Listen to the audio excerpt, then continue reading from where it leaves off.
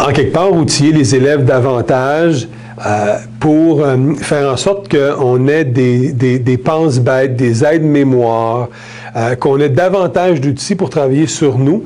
Et quand je parle de nous, je parle autant des adultes que des élèves. Un des trucs que j'ai utilisé au fil des dernières années, c'est de faire des pancartes par mes élèves.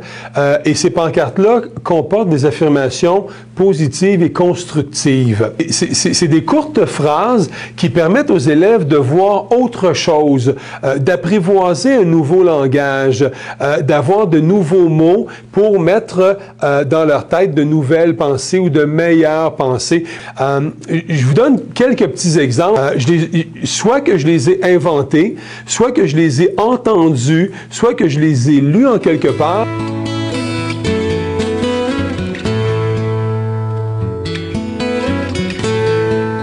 Je suis responsable avec mon collègue Michel d'une option plein air, d'un club plein air. Et quand on est en plein air, on a un dicton.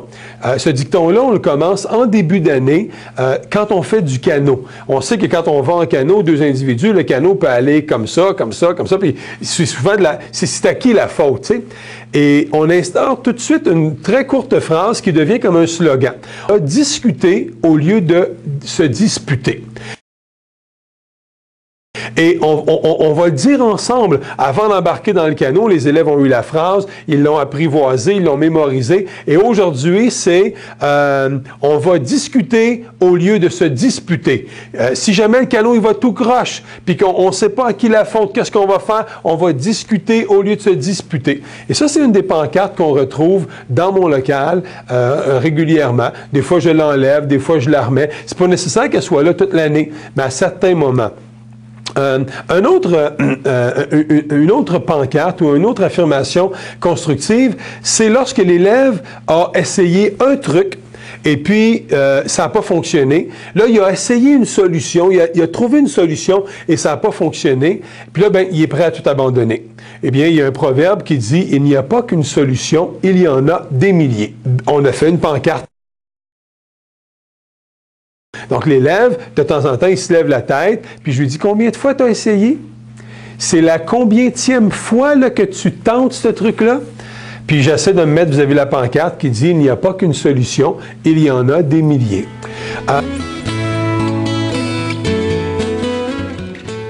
Une autre, pour l'aider à se souvenir que c'est le fun, un travail bien fait. Donc, c'est « Je fais de mon mieux ». Très court. Je fais de mon mieux. L'autre pancarte qui va être « Je vise haut et je peux réussir ». L'élève qui est souvent comme en saut d'humeur, soupe au lait, on ne sait pas par... Il y a une phrase qu'on a créée au fil des années, « Je maîtrise mes émotions ». Pour leur rappeler qu'ils sont responsables de eux. Il y a une pancarte qui dit « Je suis responsable de mon climat émotionnel ». Bon, ça fait un peu zen, un peu huppé. Puis à côté, ben, pour démystifier un peu le climat émotionnel, c'est « Je suis responsable de mes choix, de mes actes, de mes paroles et de mes comportements ».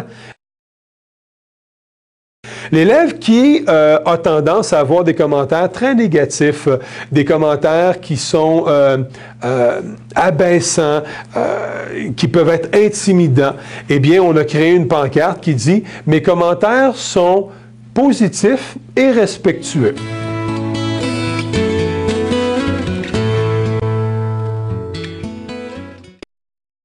Maintenant, j'amène souvent mes élèves à réfléchir à un principe que les scientifiques ont découvert dernièrement. On sait que le cerveau humain gère en moyenne 50 à 60 000 pensées par jour. C'est beaucoup de pensées, ça.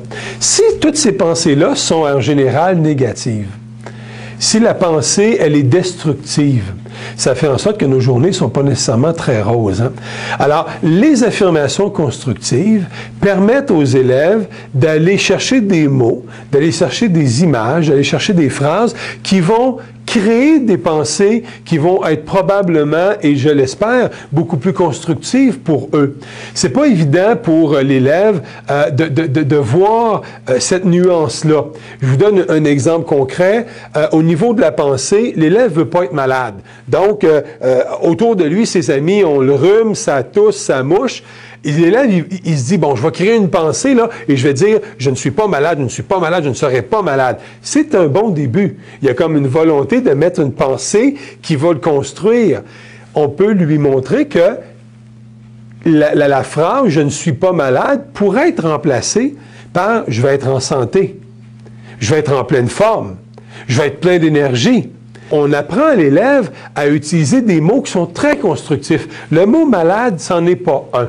Tu sais, là, le mot « je vais tenter de réussir », tu sais, là, je vais essayer de ne pas tomber. En ski, quand on va en ski avec les élèves, je dis à mes élèves, répétez-vous, tout va bien aller. Je vais skier parfaitement. Je vais avoir un bon équilibre. Je vais rester debout sur mes skis. Pour eux, c'est comme presque un langage qui vient d'une autre planète. C'est comme un. Est-ce que ça marche?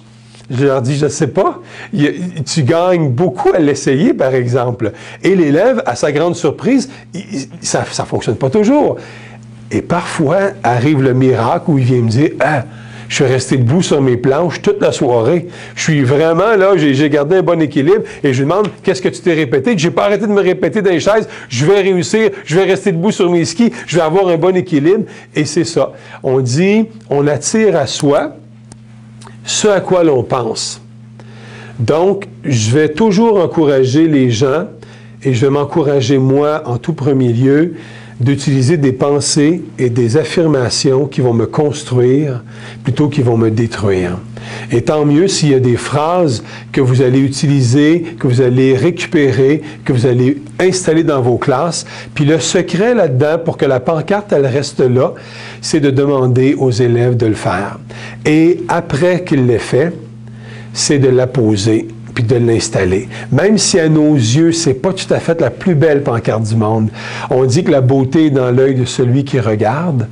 Alors, l'élève, pour lui, il a fait de son mieux. Et quelle valorisation pour lui de voir une affirmation constructive qu'il a créée de ses mains être apposée sur le mur pendant un certain temps. C'est pas obligatoire qu'il reste toujours, mais tant mieux si ça fait ce que ça a à faire. Alors, utilisez des phrases et des pensées qui vont vous construire et je vous souhaite une excellente santé.